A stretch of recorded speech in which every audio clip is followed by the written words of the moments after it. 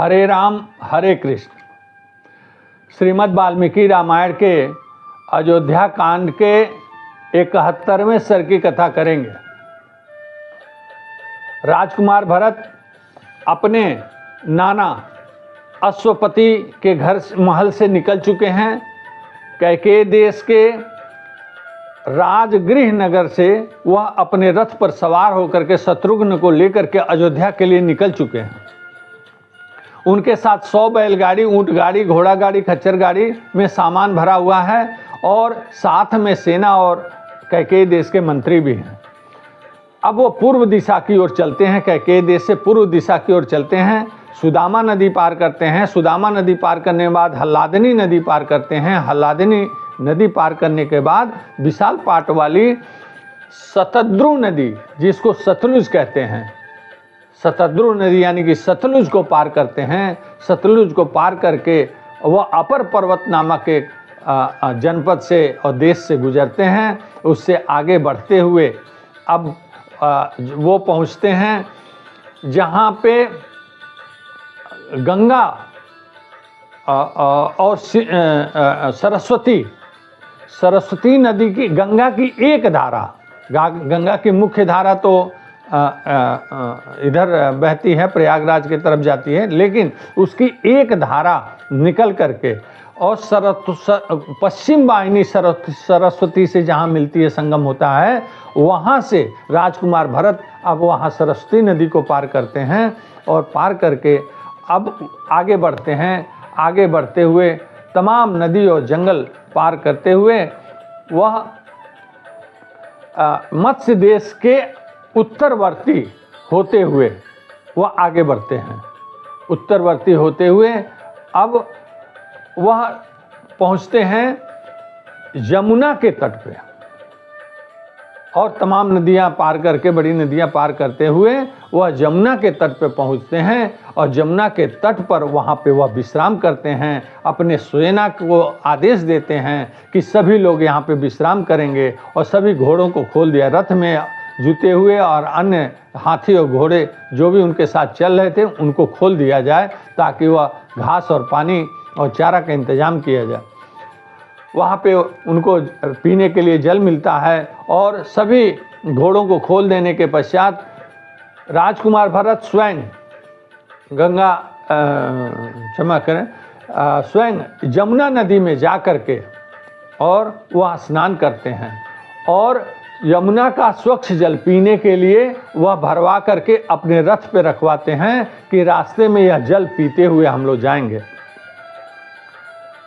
अब वह फिर पूर्व दिशा की ओर चल पड़ते हैं और पूर्व दिशा की ओर चलने पर अब वह गंगा नदी पार करते हैं। गंगा नदी पार करते ही प्रागवट नाम का एक नगर है, प्रागवट, उस नगर में वो प्रवेश करते हैं और प्रागवट नगर से वह आगे बढ़ने पर गोमती, स्थाणु नदी, स्थाणुमती और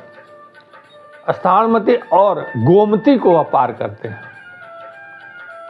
गोमती को पार करने के बाद वहाँ अपनी सेना को वह कहते हैं कि आप लोग धीरे धीरे आराम से आइए और जितने ऊँट गाड़ी, बैलगाड़ी है और सेना है उनको कहते हैं कि मुझे शीघ्र अयोध्या पहुँचना है, इसलिए आप लोग आराम से आइए, मैं शीघ्र जो है मैं जाना चाहता हूँ। और अपने रथ को वह हकवा देते हैं और अपने नाना कैकेयी देश के महाराज द्वारा दिया गया जो सारथी है उसको लेकर के वह बड़े तेजी से आगे बढ़ते हैं। अब वो गोमती नदी से आगे बढ़ते सालवन नामक वन से गुजरते हैं और साल वन से गुजरते हुए 7 रातें बीत चुकी हैं। 8वें दिन प्रातः काल के समय वह अयोध्या नगरी में प्रवेश करते हैं। अयोध्या नगरी में जब वो प्रवेश करते हैं तो वह वहाँ जो पश्चिम दिशा में द्वार बना हुआ नगर का द्वार है उसका नाम है वैजयंत द्वार। वैजयंती पताका वहाँ फहर रहा है। वैजयंती पताका होने के कारण उस द्वार का नाम वैजयंत द्वार है। वैजयंत द्वार जो पश्चिमी द्वार है उसी से वह उनका रथ नगर में प्रवेश करता है। अयोध्या नगर में वह प्रवेश करते हैं। अयोध्या में प्रवेश करने के बाद जब वो चारों तरफ देखते हैं तो अपने कैकेयी देश के महाराज द्वारा दिए गए सारथी से कहते हैं कि हे सूत, मेरे इस नगर में वो कहीं भी उल्लास नहीं दिखाई दे रहा है। कहीं जो उद्यान दिखाई दे रहे हैं, इन उद्यानों में कोई क्रीड़ा करते हुए दिखाई नहीं दे रहे, न नर हैं न नारी हैं न बच्चे हैं, कोई खेलते हंसते और यहाँ दिखाई नहीं दे रहा है।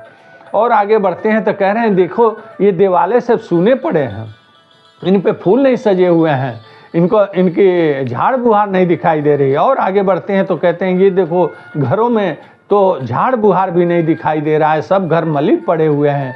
और आगे बढ़ते हैं तो कहते हैं ये देखो लोगों के आंखों में तो आंसू हैं, लोग काफ़ी दुखी दिखाई दे रहे हैं। इस प्रकार से वो अपने सूत से बात करते हुए अब स्वयं से कहते हैं कि मैंने बहुत से राजाओं के पतन का हमने और उनके ख़त्म होने का समाचार सुना है, उसके लक्षणों को जो मैंने सुना है वो सारे लक्षण मुझे यहाँ दिखाई दे रहे हैं। इस प्रकार से वह अपने से स्वयं से कह रहे हैं कि जिस प्रकार से मुझे आपातकाल में बुलाया गया है, जिस प्रकार से मुझे तुरंत चलने को कहा गया है, यह अब मुझे कुछ संदेह हो रहा है, मेरा हृदय बैठा जा रहा है, मेरा मन अब बहुत दुखी हो रहा है। वह बहुत दुखी होते हुए और जैसे आगे बढ़ते हैं पूरा फिर कह रहे हैं सूत से सारथी से कि सूत, इस नगर में सदैव महाराज पिताश्री महाराज के देख रेख में नगर में बड़ा उत्साह हुआ करता था। ब्राह्मण वैदिक यज्ञ किया करते थे, यज्ञशालाओं में यज्ञ नहीं दिख रहा है, ब्राह्मणों के मंत्र सुनाई नहीं दे रहे हैं, कहीं कोई वादन बजता हुआ नहीं सुनाई दे रहा है, कहीं कोई गीत संगीत नहीं सुनाई दे रहा है, पूरा नगर जो है शांत पड़ा हुआ है। ये जो लक्षण दिख रहा है मेरा, इसको देख करके मेरा हृदय बैठा जा रहा है। यह कहते हुए राजमहल के द्वार पर पहुंचते हैं और वह रथ से उतर करके अपने पिता के महल में प्रवेश करते हैं। यहीं 71वां सर्ग समाप्त होता है। 72वां सर्ग की कथा अगली कड़ी में करेंगे।